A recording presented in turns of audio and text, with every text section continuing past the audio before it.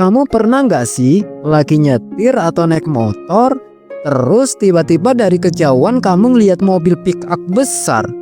Badannya besar, lampunya tajam, bannya besar, dan kelihatan banget kalau itu mobil yang bukan buat kaya-kayaan doang. Mobil yang bisa diajak nerjang jalanan rusak, naik turun bukit, bahkan robos banjir. Terus kamu mikir, itu Ford Rangers ya? Bukannya Ford udah nggak jualan lagi di Indonesia? Nah, disitulah cerita kita dimulai.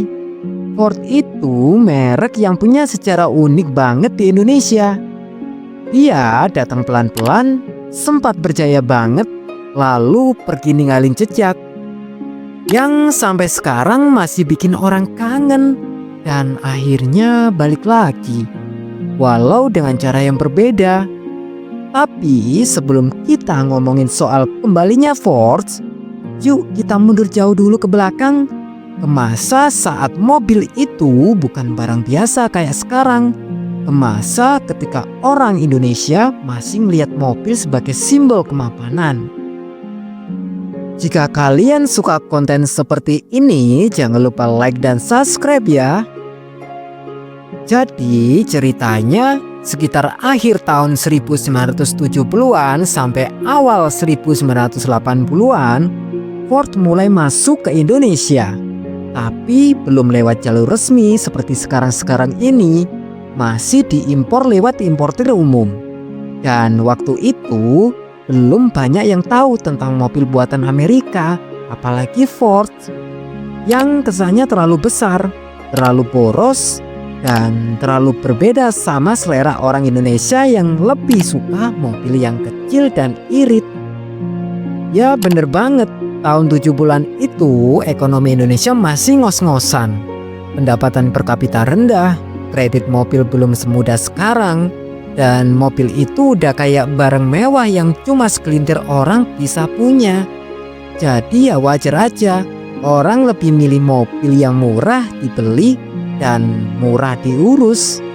Mobil kecil walaupun bentuknya mungil tapi irit, gampang diservis dan cocok buat harian.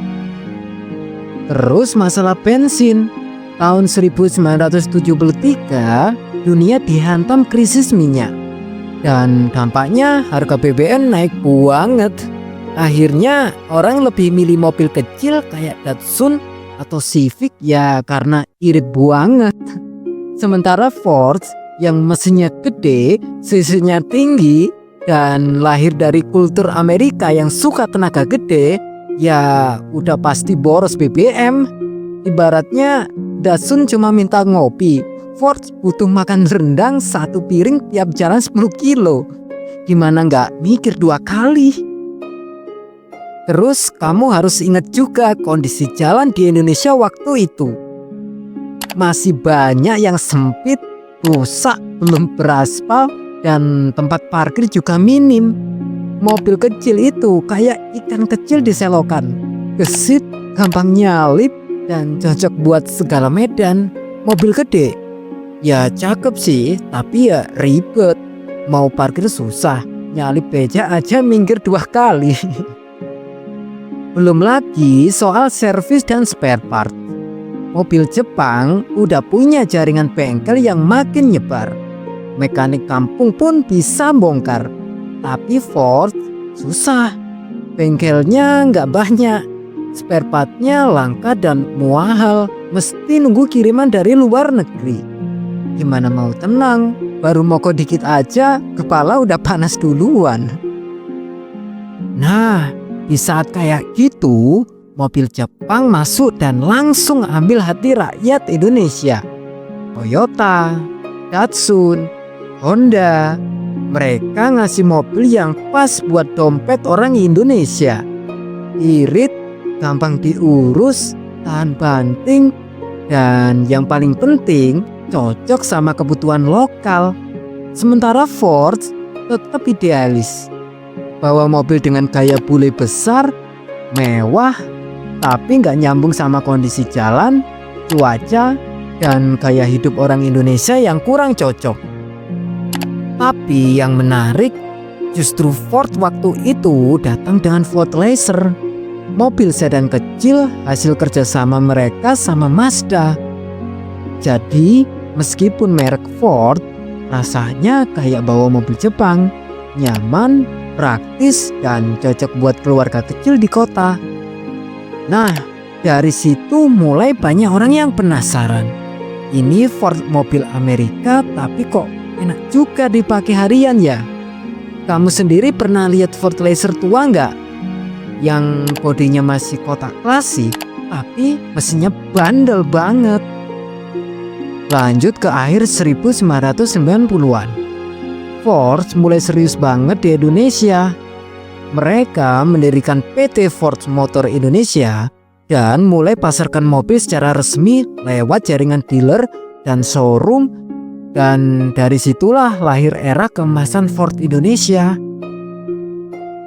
Produk andalan mereka waktu itu jelas Ford Rangers, sebuah double cabin pickup yang bukan cuma tangguh tapi juga kelihatan gagah. Apalagi di masanya, mobil kayak gitu belum banyak saingannya. Banyak pengusaha tambang, pekerja di perkebunan, sampai instansi pemerintah mulai pakai Rangers karena katanya ini mobil yang bisa diajak kerja keras tanpa banyak rewel. Bahkan ada yang bilang Rangers itu mobil yang bisa bikin jalanan sendiri. Maksudnya jalur yang belum pernah dilewati mobil lain bisa ditaklukkan sama dia. Kalau kamu punya pilihan buat nyetir ke tempat terpencil tanpa jalanan aspal, kamu bakal pilih mobil apa? Apakah Ford termasuk dalam pilihan kamu? Tinggalkan komentar di bawah ya. Nggak berhenti di Rangers, Ford juga ngeluarin model SUV seperti Ford Escape yang cocok buat keluarga muda yang butuh mobil tangguh tapi tetap nyaman dan modern. Lalu muncul Ford Everest, SUV besar dengan 3 baris kursi dan desain maskulin yang siap diajak jalan jauh, naik gunung, bahkan liburan antar kota. Sementara itu, di sisi yang lebih kompak, Ford Focus hadir buat mereka yang suka sedan atau hatchback dengan karakter sporty. Bahkan ada Ford Fiesta juga, city car kecil yang sempat booming di kalangan anak muda karena lincah, hemat bensin, dan desainnya ya kekinian banget. Dari semua model itu, mana yang pernah kamu lihat atau bahkan impikan buat punya? Yang menarik dari Ford waktu itu bukan cuma mobilnya, tapi citra yang mereka bangun. Iklan-iklan Ford selalu mengangkat tema petualangan, ketangguhan, dan kebebasan. Slogan seperti Bullet Ford Talks bukan sekedar jualan, tapi benar-benar terasa di pengalaman berkendara. Pengguna Ford itu punya semacam kebanggaan tersendiri karena mereka merasa mobilnya nggak pasaran, beda dari yang lain, dan punya kemampuan lebih dari sekedar mobil keluarga biasa. Bahkan kalau kamu tanya komunitas Ford waktu itu, mereka akan bilang pakai Ford itu bukan soal gaya, tapi soal karakter. Kamu sendiri gimana? Lebih suka mobil yang keren tapi biasa aja, atau mobil yang mungkin gak terlalu populer tapi punya tenaga dan daya tahan luar biasa? Sayangnya roda kehidupan berputar. Tahun 2006, Ford tiba-tiba mengumumkan akan keluar dari pasar Indonesia. Banyak orang kaget, kecewa, bahkan marah. Bayangin, kamu udah beli mobil dengan harga ratusan juta, lalu mereknya berhenti jualan di sini. Bingung dong, gimana servisnya, gimana spare partnya, gimana harga jual nanti. Tapi yang bikin salut, komunitas pengguna Ford malah makin solid. Mereka saling bantu, bikin forum, komunitas Facebook, Bahkan bengkel-bengkel spesialis Ford mulai bermunculan. Di titik ini, kamu bisa lihat bahwa merek Ford udah jadi lebih dari sekedar brand, dia udah jadi identitas. Dan meskipun mereka sempat pamit, ternyata Ford nggak betah jauh dari Indonesia. Sekarang mereka balik lagi, tapi nggak lewat jalur ATM resmi seperti dulu. Mereka hadir lewat RMA Indonesia, distributor independen yang jual model-model premium seperti Ford Everest terbaru dan Ranger Raptor. Mobil yang lebih canggih, lebih tangguh, tapi juga lebih mahal. Jadi sekarang Ford nggak lagi main di pasar massal, tapi lebih menyasar ke mereka yang memang ngerti, butuh, dan sanggup bayar kualitas tinggi. Kamu sendiri kalau punya budget 800 juta sampai 1 miliar, kamu lebih pilih SUV Jepang atau Ford Everest baru yang kelihatannya bisa diajak ngelintasin dunia. Dari cerita ini kita bisa lihat bahwa Ford punya tempat spesial dalam sejarah otomotif Indonesia.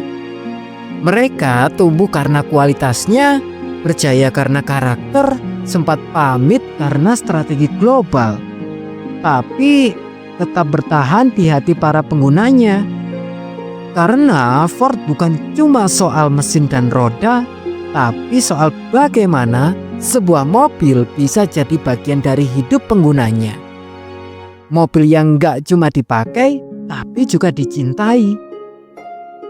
Kalau suatu hari Ford buka pabrik lagi di Indonesia dan jual mobil mereka dengan harga lebih terjangkau, kamu bakal jadi pembeli pertamanya nggak?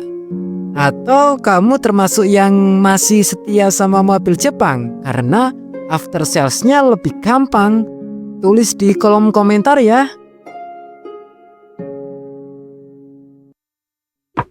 Terima kasih sudah menonton video ini sampai selesai. Kalau kamu suka dengan pembahasan seperti ini, jangan lupa untuk klik tombol like, subscribe, dan nyalakan lonceng notifikasinya supaya kamu nggak ketinggalan video-video terbaru dari channel ini. Sampai jumpa di video berikutnya.